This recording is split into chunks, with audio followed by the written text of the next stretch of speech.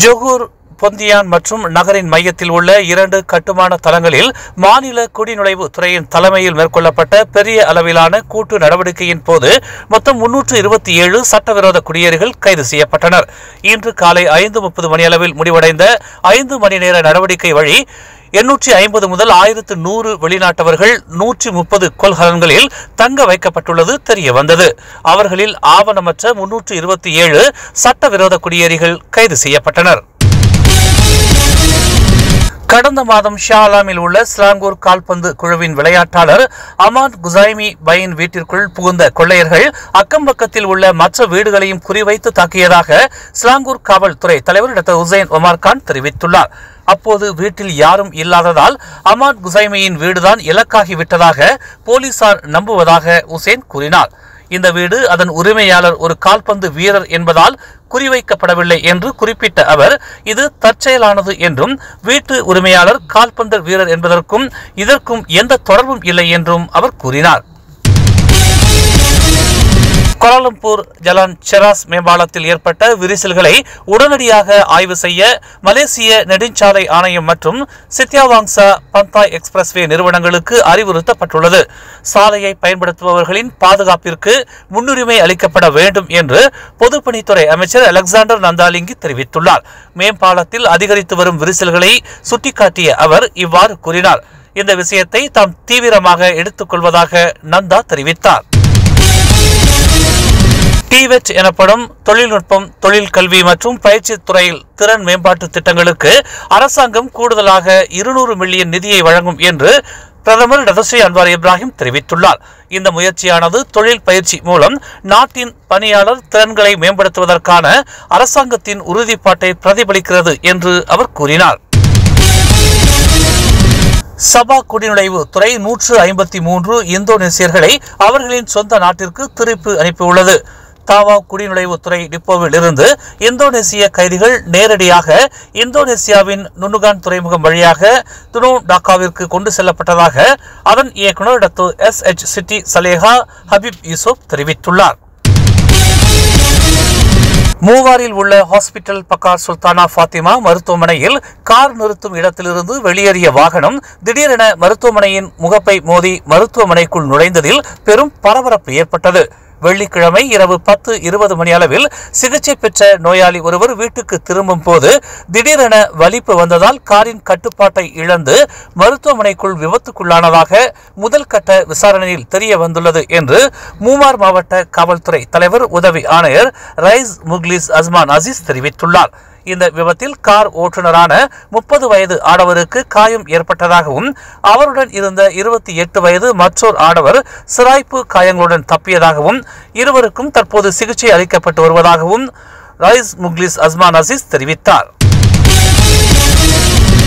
Kuantan FELDA புக்கிட் சாகுவில் இன்று காலை ஒரு பண்ணைக்கு அருகே சாலையை கடக்கும் எருமை மாட்டின் மீது மோட்டார் சைக்கிள் மோதியதில் ஒருவர் பலியானார், மற்றொருவர் காயமுற்றார். டங்தாவி அலி என்ற 21 வயது ஆடவர் அதிகாலை 4:30 மணி அளவில் விபத்து நடந்த இடத்தில் இறந்தது உறுதி செய்யப்பட்டது.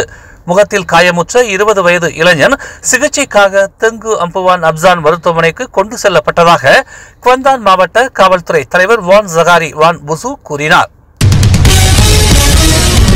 நாட்டில் ஊடக சுதந்திரத்திற்கு உத்தரவாதம் அளிப்பதில் அரசாங்கம் உறுதியாக உள்ளது என்று பிரதமர் டதஸ்ரீ அன்வார் இப்ராஹிம் தெரிவித்துள்ளார். ஆனால் 3R பிரச்சனைகளை தூண்டுவது உட்பட நாட்டின் ஒற்றுமை மற்றும் நல்லிணக்கத்தை சீர்குலைக்க சுதந்திரத்தை பயன்படுத்த முடியாது என்று பிரதமர் வலியுறுத்தியுள்ளார்.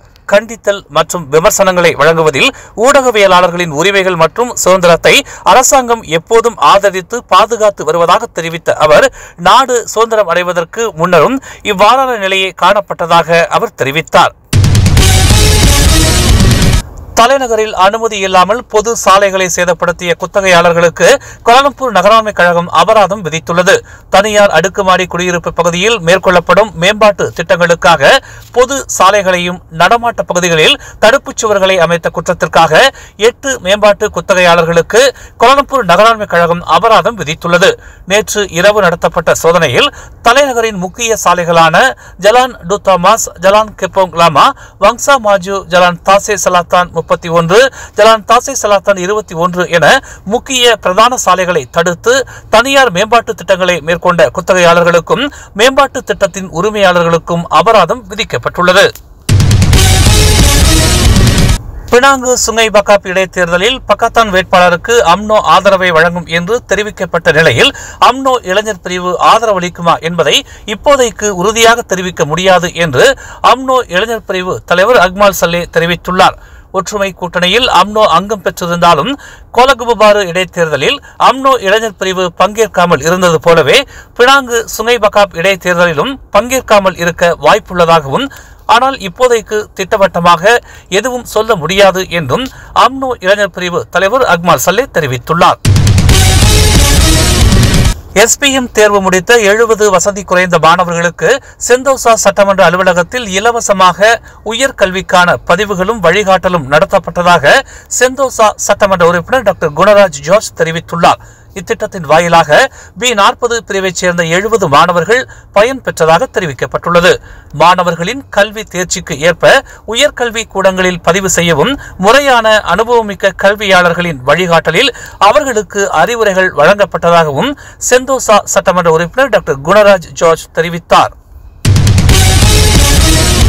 தமிழ் மலர் செயலி நம் சமுதாயத்தின் உரிமை குரலாய் உண்மையின் வாசமாய் மக்களுக்காக நாளும் மலர்கிறது தமிழ் மலர் நாளிதழ். சமரசம் இன்றி சத்தியத்தின் பாதையில் வெற்றி நடை போடும் தமிழ் மலரின் இன்னொரு புதிய அத்தியாயமாய் தமிழ் மலர் செயலி இப்போது அறிமுகமாகவிருக்கிறது உங்களுக்காக. மலேசியாவின் ஆக சிறந்த தமிழ் ஊடகமாய் உள்ளூர் தகவல்களை உடனுக்குடன் தெரிந்து கொள்ள மலர்கிறது தமிழ் மலர் செயலி. விரைவில் எதிர்பாருங்கள். மேலும் செய்திகளை தெரிந்து கொள்ள தமிழ் மலர் நாளிதழை பாருங்கள். எங்களோடு இணைந்திருக்க மலர் டிவியை பதிவு செய்து கொள்ளுங்கள். உறவுகள் மகிழ்ந்திட விருப்பம் மற்றும் பகிர்வு சேவையை சொடுக்குங்கள்.